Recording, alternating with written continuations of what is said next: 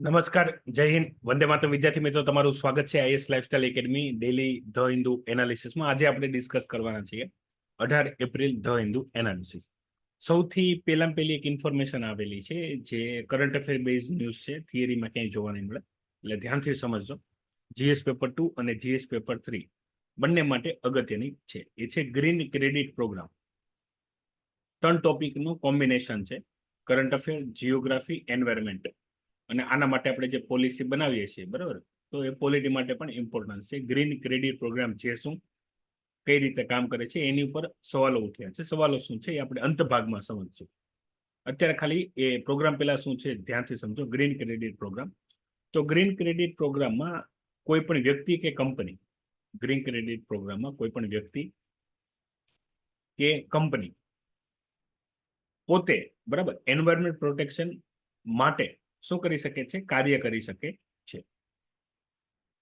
તો એના માટે એને Indian council of forestry research and એજ્યુકેશનમાં ખુદને રજીસ્ટર કરાવવા પડશે, બરાબર. એમની જે પણ પ્રવૃત્તિ કરવાના છે, એન્વાયરમેન્ટ બચાવવા માટેની એની પર્ટિક્યુલર કોઈ પણ પ્રકારની પ્રવૃત્તિ હશે, તો એ પ્રવૃત્તિની અંદર એ શું કરવાના છે એની ઇન્ફોર્મેશન વાળી એક રજૂઆત, બરાબર, એમના કરવાની રહેશે. અને એમનું ફોર્મનું એપ્રુવલ આવશે. એ બાદ એ શું કરી શકે છે? જે પણ એરિયા બતાવેલા હોય એ એરિયામાં એ ફંડિંગ કરી શકે છે, બરાબર.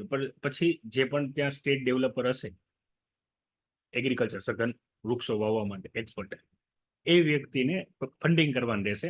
અને એ ત્યાં શું કરશે? વૃક્ષો વાવશે.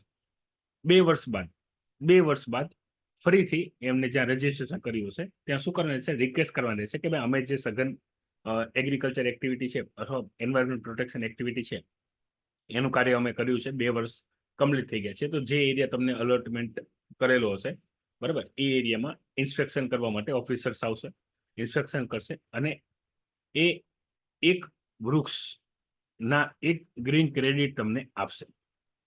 એક વૃક્ષ એક ગ્રીન ક્રેડિટ તમને આપશે. હવે આ એક ગ્રીન ક્રેડિટ તમને મળી, એ તમે યુઝ કઈ રીતે કરી શકશો? તો એનો બીજું તરફ એ રીતે સમજો કે કોઈ પણ જગ્યાએ એગ્રીકલ્ચર એક્ટિવિટી છે, કોઈ પણ જગ્યાએ ઇન્ડસ્ટ્રીયલ એક્ટિવિટી ચાલે છે કે અન્ય કમર્શિયલ કોઈ એક્ટિવિટી ચાલે છે અને વૃક્ષો કપાણા હોય, ધ્યાનથી સમજો. અન્ય જગ્યાએ ઇકોનોમિકલ એક્ટિવિટી કે ઇન્ડસ્ટ્રીયલ એક્ટિવિટીને લીધે જમીન ખુલ્લી કરવી પડે એમ હોય અને વૃક્ષો કપાણા હોય, તો એવા કોઈ પણ કંપની કે કોઈ પણ એવા જે પ્રોજેક્ટ હશે, તો એ વ્યક્તિએ ગ્રીન ક્રેડિટ જમા કરાવવાની હશે. હજી એની પાસે છે નહીં, તો એ શું કરી શકશે? જે આ વ્યક્તિ કે કંપની, બરાબર, જેની પાસે ગ્રીન ક્રેડિટ છે એની પાસે ખરીદી કરી શકશે.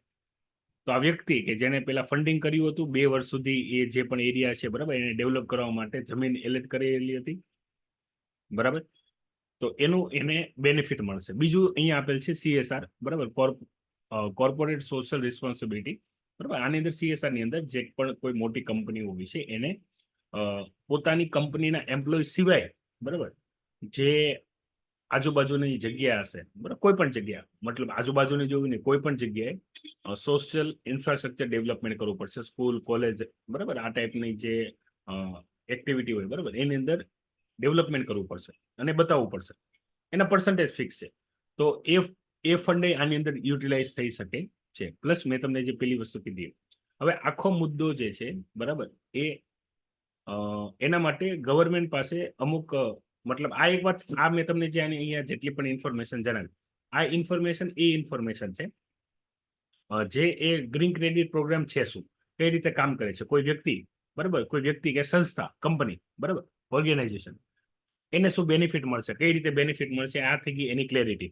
કે ભાઈ એક તરફા જ્યાં એન્વાયરમેન્ટ માટે વૃક્ષો કાપીને આપણે નુકસાન કરીએ છીએ, ત્યાં બીજી બાજુ આપણે એને શું કરીએ છીએ? બીજી બાજુ આપણે એને કરીએ છીએ બેલેન્સ, બરાબર. બીજી બાજુ આપણે એને શું કરીએ છીએ?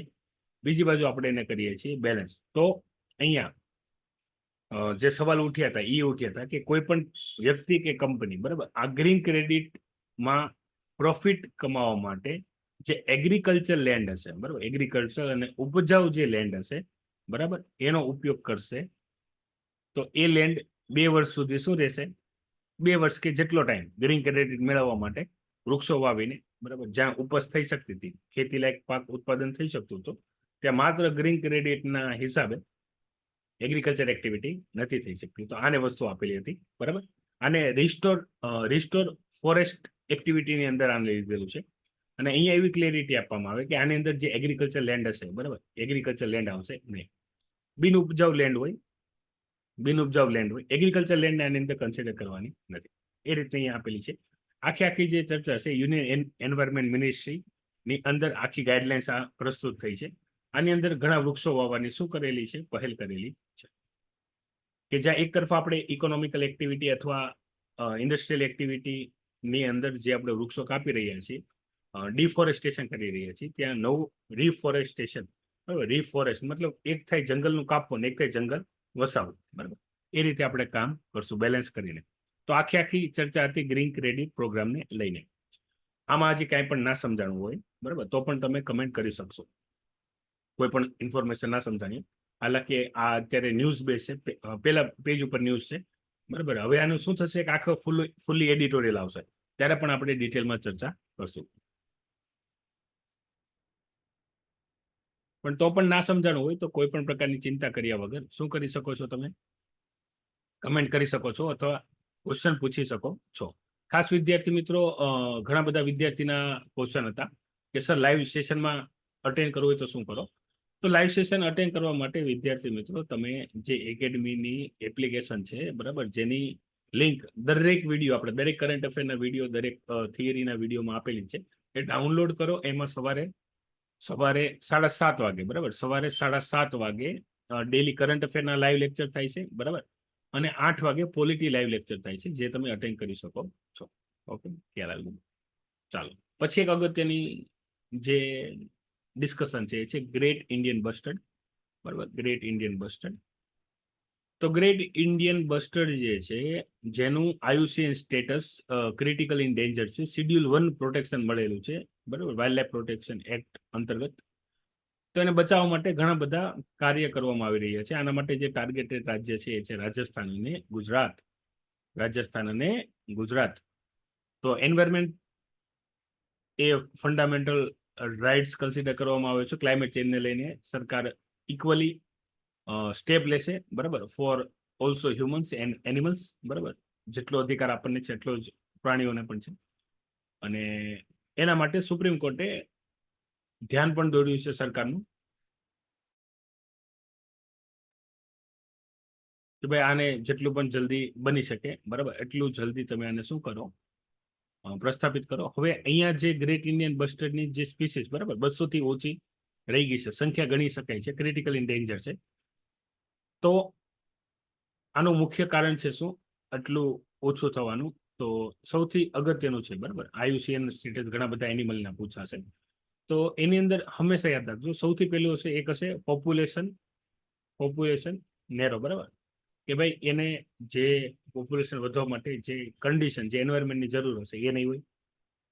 પછી હશે પોચિંગ અથવા હન્ટિંગ, બરાબર, પોચિંગ ઓર હન્ટિંગ. અને પછી આવશે હેબિટેટ લોસ, બરાબર, હેબિટેટ ડિસ્ટ્રક્શન. અને પછી આવશે શિકાર, બરાબર, પ્રિડેશન, શિકાર થતો હોય, વધારે ઓવર શિકાર થવા લાગતો હોય. ફૂડ ચેન વાળા ટોપિક, આ આખો જે ટોપિક છે એ આવશે GS પેપર 3માં. અને એન્વાયરમેન્ટ એન્ડ ઇકોલોજી, એન્વાયરમેન્ટ ઇકોલોજીમાં આપણે ઘણા બધા પ્રાણીઓ છે જેનું IUCN સ્ટેટસ, બરાબર, એનું ઘટવાનું કારણ છે શું, અને આપણે એના બચાવ માટે આપણે શું પગલાં લઈએ. મોસ્ટ ઓફ કેસમાં આપણને જે ટાઈગર છે, બરાબર, ટાઈગર છે એની જ આપણને ખબર હોય છે, પણ એની સિવાય પણ ઘણા બધા એનિમલ હોય છે જેમાંથી ડાયરેક્ટ બેઠા ક્વેશ્ચન પૂછાઈ જતા હોય છે, બરાબર. અને એ ક્વેશ્ચન પૂછવાનું જે બેસ્ટ પ્લેટફોર્મ છે એ છે ધ હિન્દુમાં જે પણ એનિમલનું નામ IUCN સ્ટેટસ આવતું હોય, બરાબર, એમાંથી ક્વેશ્ચન બનતા હોય છે.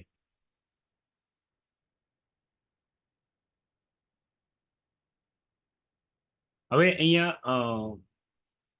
એવરેજ કરતા વધારે વરસાદ પડશે, બરાબર, એ કરેલ છે. એવરેજ મોન્સૂન છે એ છે 87 સેન્ટીમીટર, બરાબર, આ યાદ રાખજો.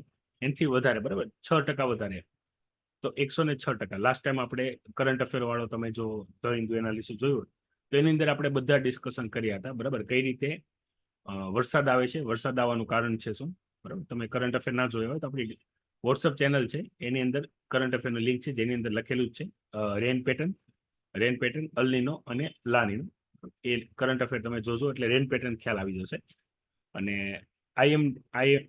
IMD જે પણ મતલબ પહેલેથી અનુમાનિત જે ઇન્ફોર્મેશન આપે છે બરાબર, એમાં હંમેશા સાચું હોય છે. લાસ્ટ યર લાનીનો ઇફેક્ટ હતી, તો આપણામાં ચર્ચામાં એ છે અલનીનો ઇફેક્ટ હતી. તો અલનીનો અને લાનીનો છે શું, તો એ આપણે ફરીથી એકવાર હું તમને થોડુંક ઓવરવ્યૂ આપી દઉં. બાકી જનરલ ડિસ્કશન તો આપણે કરેલું છે. યાદ રાખવાનું છે કે નોર્મલ જ્યારે પણ વર્ષ હશે, સામાન્ય જ્યારે વર્ષ હશે, તો સામાન્ય વર્ષમાં જે સામાન્ય વરસાદ હશે એ પડશે. અલનીનોમાં કેવું થશે કે જે વેપારી પવનો બરાબર, જે મોસમી પવનો હોય છે, ઇક્વેટર ઉપર જે પાણી ગરમ થતું હોય છે, એ મોસ્ટ ઓફલી કેસમાં નોર્મલ વર્ષમાં જે આ ઓસ્ટ્રેલિયા છે બરાબર, તો અહીંયા ભેગું થતું હોય છે, અહીંયા લો પ્રેશર ક્રિએટ થતું હોય છે. તો આના લીધે ભારતમાં બરાબર, તમે અહીંયાથી જુઓ તો આ સ્ટેટ ઓફ મલાકા છે, અહીંયાથી આપણું ભારત શરૂ થશે બરાબર. તો અહીંયા નોર્મલ વર્ષમાં જે વોર્મ વોટર હશે, ગરમ પાણી હશે, અહીંયા થશે લો પ્રેશર, અહીંયા ક્રિએટ થશે, તો એવરેજ વરસાદ આવશે. હવે અહીંયા જે વેપારી પવન હશે બરાબર, વેપારી પવન હશે સ્ટ્રોંગ નહીં હોય, અને ગરમ પાણી ઇક્વેટર વાળું જે ઓસ્ટ્રેલિયા તરફ ભેગું થવું પડે, એની બદલે એ થશે પેરુ સાઈડ બરાબર, દક્ષિણ અમેરિકા સ્થિત હશે ત્યાં થશે. તો અહીંયા લો પ્રેશર ક્રિએટ થશે, અહીંયા લો પ્રેશર ક્રિએટ થશે, તો અહીંયા હાઈ પ્રેશર ક્રિએટ થશે. તો અહીંયા એવરેજ કરતાં ઓછો વરસાદ આવશે. અલનીનો ભારતીય ઇકોનોમી માટે નેગેટિવ વસ્તુ છે, એટલું યાદ રાખજો. નકારાત્મક અસર પહોંચાડે છે. વરસાદ નથી આવતો એટલે બરાબર, કારણ કે ભારત એક ખેતી પ્રધાન દેશ છે. ખેતી પ્રધાન દેશમાં વરસાદ જેટલો સારો આવશે બરાબર, એટલું વધારે ફાયદો થશે. ઓછો આવશે એટલું નુકસાન થશે. આપણે જોઈએ ઉનાળો આવે ત્યાં પીવાલાયક પાણી અને સિંચાઈ માટે પાણી ખૂટી જાય. તો આ અલનીનો ઇફેક્ટ છે. એની કરતાં વધારે ઉલટું છે લાનીનો. તો એવરેજ જે વોર્મ વોટર ઇક્વેટર વાળું જે ઓસ્ટ્રેલિયા તરફ ભેગું થવાનું એનાથી વધારે બરાબર, અહીંયા કેવું થશે, જે વેપારી પવનો હશે વધારે તીવ્ર હશે, તો વધારે ગરમ પાણી એ ભેગું થઈ જશે. તો અહીંયા વધારે લો પ્રેશર ક્રિએટ થશે. યાદ રાખજો, જ્યાં લો પ્રેશર હોય ત્યાં વરસાદ પડે બરાબર. તમે લાસ્ટ જો કરંટ અફેર એનાલિસિસ વાળો લેક્ચર જોયો હશે, તો એની અંદર મેં આ સ્પષ્ટતા કરી છે કે જ્યાં લો પ્રેશર હશે ત્યાં વરસાદ પડશે. તો અહીંયા કેવું થશે, ઓસ્ટ્રેલિયા સાઈડ લો પ્રેશર વધારે છે, તો એવરેજ કરતાં વધારે વરસાદ પડશે. વધારે મતલબમાં આમાં મોર થઈને 10 to 20% હશે બરાબર. હવે યાદ રાખજો, ઓછો વરસાદ પડશે તો નદીઓ સુકાઈ જશે, વધુ વરસાદ પડશે તો પૂર આવશે. તો એવરેજ વરસાદ પડે, એવરેજ અથવા એવરેજથી થોડો ઘણો વધારે, જેમ કે અત્યારે કરંટ અફેરમાં જે આપણે છે બરાબર 106% બરાબર, એટલે 87 હોય તો 90 or 95 સેન્ટીમીટર પડે તો એ અગત્યનું છે બરાબર. જીઓગ્રાફીનો કોન્સેપ્ટ થશે. સૌથી વધારે વરસાદ ભારતના કયા એરિયામાં પડે છે, વરસાદ પેટર્ન ચેન્જ થાય છે, તો એના માટે ક્લાઇમેટ કઈ રીતે જવાબદાર છે, શું આપણે પગલાં લેવા જોઈએ. બાબા સાહેબ આંબેડકર વિશે ચર્ચા કરેલી છે. આપણે મોસ્ટ ઓફલી એવું માનીએ છીએ પોલિટિકલી અને વ્યક્તિગત રીતે કે એને ખાલી દલિત લોકોના ઉત્થાન કરવા માટે જ કાર્ય કર્યું હતું બરાબર, પણ એવું નથી. યાદ રાખો, એને હરેક દેશના નાગરિક બરાબર, ખાસ કરીને મહિલાના એમ્પાવરમેન્ટ માટે અને દરેક લોકોને બરાબર એક રક્ષણ આપવા માટે, એક સુરક્ષણ આપવા માટે ઘણા કાર્ય કર્યા છે બરાબર, કે ભાઈ કોઈ પણ વ્યક્તિને એના ધર્મ, જાતિ, જ્ઞાતિ પ્રત્યે ભેદભાવ કર્યા વગર બરાબર દરેક મનુષ્યનો એક સમાન અધિકાર છે બરાબર. તો એ વસ્તુ નહીં માનતા હતા, અને આ જેની આઈડિયોલોજી હતી જેના ઉપર એને આજીવન કામ કર્યું. પણ એક વ્યક્તિ વિશેષ બરાબર, આપણે માત્ર ને માત્ર એમને ઘણી વખત આપણે જે નોર્મલ ચર્ચા પણ થતી હોય છે, આપણે એવું માનીને ચાલતા હોય છે કે ભાઈ દલિતના ઉત્થાન કરવા માટે જ કાર્ય કરતા હતા. તો એવી રિયાલિટી નથી. અહીંયા એક ડિસ્કશન આપેલી છે. ડિસ્કશન સિમ્પલ તમારે યાદ રાખવાનું છે, કોન્સેપ્શનલ છે. એ તમને ખ્યાલ હશે, ભારતની પોપ્યુલેશન અત્યારે સૌથી વધારે છે. પોપ્યુલેશન હિસાબે જે ડોક્ટર હોવા પડે એ નથી બરાબર, એ નથી. તો એના માટે અત્યારે જે રેશિયો હોવો જોઈએ, ડોક્ટર પોપ્યુલેશન રેશિયો, એ ઓછો છે. જો કે બધી રીતે ઓછો છે. પોલિટિશિયનમાં એ રીતે જ છે, ડોક્ટરમાં એ રીતે જ છે, પોલીસ ઓફિસરમાં એવી રીતે જ છે, અને આપણે ટીચર્સમાં જોઈએ બરાબર, ટીચિંગમાં તો પણ સેમ વસ્તુ જ છે કે ભાઈ જ્યાં અન્ય આપણે ડેવલપ કન્ટ્રીની વાત કરીએ અથવા ડેવલપિંગ કન્ટ્રીની વાત કરીએ તો ત્યાં એ પ્રોપર બેલેન્સ હોય કે કેટલી પોપ્યુલેશનમાં કેટલા છે. એ ઓછું છે કારણ કે રિસોર્સિસની આપૂર્તિ હોય. તો અહીંયા વાત કરી છે કે આ પૂર્તિ કરવા માટે આપણે વધારે જે ડોક્ટર જોશે, વધારે ડોક્ટર માટે વધારે મેડિકલ કોલેજીસ જોશે કે જેથી વધારે ડોક્ટર તૈયાર થાય, ડોક્ટરોની સંખ્યા ઇનફ થઈ જાય કે જેથી દરેક પોપ્યુલેશનના એક રેશિયો સુધી આપણને મળે બરાબર. સ્ટાન્ડર્ડની તમારે કમ્પેરિઝન કરવાની જરૂર નથી.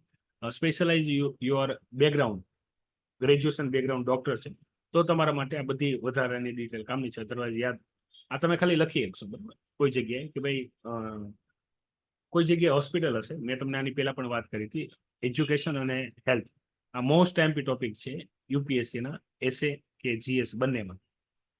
તો એજ્યુકેશન અને હોસ્પિટલમાં મેં તમને પ્રાઇમરી વાત કરી હતી કે પહેલા તો પ્રાઇમરી હેલ્થ કેર સેન્ટર નહીં હોય, પ્રાઇમરી કે સેકન્ડરી કે ટર્સરી.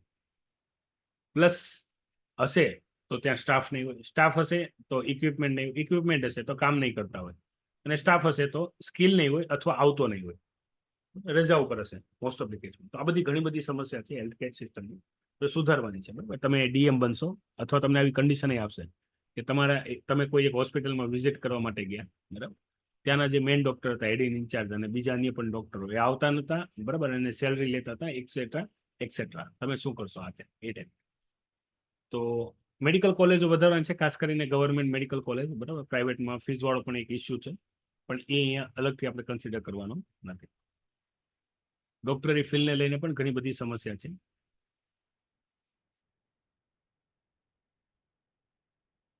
હવે આપણા માટે છે હીટ એક્શન પ્લાન, બરાબર. હીટ વેવ્સની મેં તમારી સાથે ડિસ્કશન કરી છે પ્રીવિયસ લેક્ચરમાં. અત્યારે ખાલી એની લિમિટેશન યાદ રાખજો.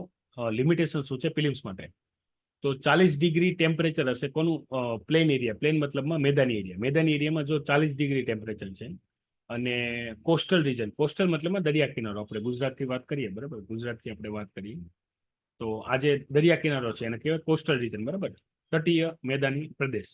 તો એનો 37, બરાબર, એનો 37, મેદાની પ્રદેશનો 40, તટીય પ્રદેશનો 37, અને જે હિલી રીજન હશે, બરાબર, હિલી રીજન હશે, હિલ્સ હશે, હિલ્સ મતલબમાં ઊંચાઈ ટોચ વાળું આપણે જોઈએ ને, તો આમાં આપણે કોને લેશું? આમાં આપણે લેશું આબુ અંબાજી. ઓકે,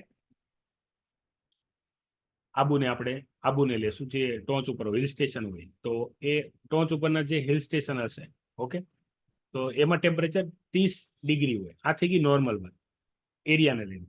હવે તમારે યાદ શું રાખવાનું છે? હીટ વેવ કોન્સેપ્ટ એટલે કે એવરેજ, જે પણ એવરેજ, આ તો વાત થઈ ગઈ કોમન, બરાબર, કે ભાઈ મેદાની પ્રદેશ છે તો 40, કોસ્ટલ છે તો 37, અને હિલ સ્ટેશન છે, બરાબર, તો 30. પણ આની અંદર બધું ફિટ ન થાય. માની લો તમારું કોઈ પણ જગ્યાનું, ભારતના કોઈ પણ ક્ષેત્ર છે તમારે, અને એ ક્ષેત્રના જે એવરેજ ટેમ્પરેચર છે એ ટેમ્પરેચરમાં 4 થી લઈને 6 કે 7, 4 થી લઈને 7 ડિગ્રીમાં અંશ સેલ્સિયસનો વધારો થાય છે, તો એ એરિયા, બરાબર, હીટવેવ વાળો એરિયા છે. માની લો કે આપણે અહીંયા મેદાની પ્રદેશ આપણે કોઈ લઈએ અમદાવાદમાં, તો અમદાવાદમાં એવરેજ ટેમ્પરેચર રહેતું હતું 35, બરાબર, એવરેજ ટેમ્પરેચર રહેતું હતું 35, અને અત્યારે 42 છે. તો એ એરિયા એવરેજ જો 35 રહેતું હોય અને આમ 42 છે, તો એ હીટવેવ્સની અંદર આવશે. હીટવેવ્સની અંદર સમસ્યા શું થશે? તો જે ગરમ હવા હશે, બરાબર, એ વાશે, અને એ ગરમ હવા તમને શું કરી શકે છે? ડિહાઇડ્રેશન, બરાબર, મૃત્યુ સુધી પહોંચાડી શકે છે. પાણીની આપૂર્તિ હોય, તમે જો ટાઈમસર તમારું બોડી હાઇડ્રેટેડ ના હોય, મતલબ જેટલું પાણીની જરૂર હોય એ પાણી ના મળે, તો શું થશે? તમારું મૃત્યુ થઈ શકે છે, બરાબર. તો આવા કન્ડિશનમાં અત્યારે, બરાબર, ગુજરાતના તો મેક્સિમમ એરિયા આની અંદર આવેલા જ છે. આની પાછી બીજી અસર શું થશે કે ભાઈ જેટલો ગરમી અત્યારે પડશે એટલું ચોમાસામાં વધુ વરસાદ પડશે, બરાબર. તો ક્લાઇમેટ આપણને બંને રીતે શું કરે છે? ગરમી વધારે પડે છે, વરસાદ વધારે પડે છે, અને વરસાદ વધારે પડશે એ પણ આપણને નેગેટિવ ઇમ્પેક્ટ કરશે, રોગચાળાને અસર કરે, બરાબર. એગ્રીકલ્ચર એક્ટિવિટી માટે પોઝિટિવ છે, પણ અન્ય એક્ટિવિટી માટે નેગેટિવ છે. તો બીજેપીએ કેટલો ખર્ચો કર્યો હતો, બરાબર, માર્કેટિંગમાં, એનો ઉલ્લેખ કરેલ છે. ટાઈમ હોય તો વાંચો, તમે સ્કીપ કરો. હવે આ ન્યૂઝ આપણે ઓલરેડી જોઈ ચૂક્યા છીએ, બરાબર, કે માઓઇસ્ટ જે છે 29 માઓઇસ્ટ ને મારી પાડવામાં આવશે. એની પાસે આ જે ગોળા બારૂદ, બરાબર, એટલું બધું મળી આવેલું છે. અને આપણી જે સેન્ટર ફોર્સ છે, બરાબર, અને આપણો જે હોમ મિનિસ્ટ્રી છે, તો એની કન્ટિન્યુઅસ એક્ટિવિટીને લીધે થઈને નક્સલિઝમ, બરાબર, એ માત્ર ને માત્ર, બરાબર, પેલા મોર ધેન 90 ડિસ્ટ્રિક્ટ સુધી હતું ફેલાયેલું, બરાબર, એ અત્યારે લેસ ધેન 50 ડિસ્ટ્રિક્ટ સુધી પહોંચી ગયું છે, બરાબર. અને હજી કાર્યવાહી ચાલુ જ છે, જેટલા પણ નક્સલી હશે, કાં તો એને સરેન્ડર કરાવવામાં આવશે, અને કાં તો પછી એના ઉપર કડક એક્શન લેવામાં આવશે.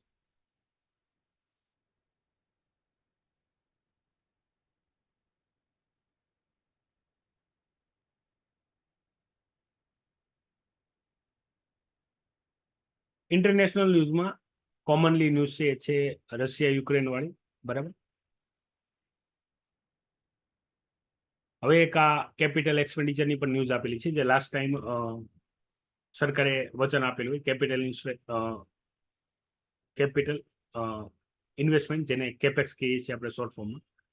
તો એની અંદર યાદ રાખજો, જે આંધ્રપ્રદેશ ફર્સ્ટ પોઝિશન ઉપર હતું, બરાબર. એ બાદ અત્યારે અન્ય જે રાજ્ય છે, બરાબર, તો એની અંદર વધારે ઇન્વેસ્ટમેન્ટ આવ્યું છે, ડેવલપમેન્ટ થઈ રહ્યું છે, અને હજી પણ આગળ વધશે. અને પછી જે છે એ છે ઇલોન મસ્ક ભારત આવશે. ઇલોન મસ્કની કંપની ટેસ્લા આવશે, તો 2 થી 3 બિલિયન ઇન્વેસ્ટમેન્ટ થશે ઇન ડોલર, બરાબર. તો ઓટોમોબાઈલ સેક્ટરની અંદર બહુ મોટું બૂસ્ટ આવશે. અને ઇઝરાયલ, ઈરાન અને ગાઝા, બરાબર, ત્રણેયની ચર્ચા છે. આની ઉપર આપણે ડિટેલ ડિસ્કશન ઓલરેડી કરી ચૂક્યા છીએ, બરાબર. ઘણા બધા અગત્યના ટોપિકની આપણે ચર્ચા કરી, ન્યૂઝ બેઝ ઇન્ફોર્મેશન, જે ટૂંક સમયમાં જેમાં ડિટેલ એડિટોરિયલ આવશે, જેની પણ આપણે ડિસ્કશન કરશું. અહીંયા સુધી કોઈ પેલા ડાઉટ હોય તો પેલા જણાવી દો.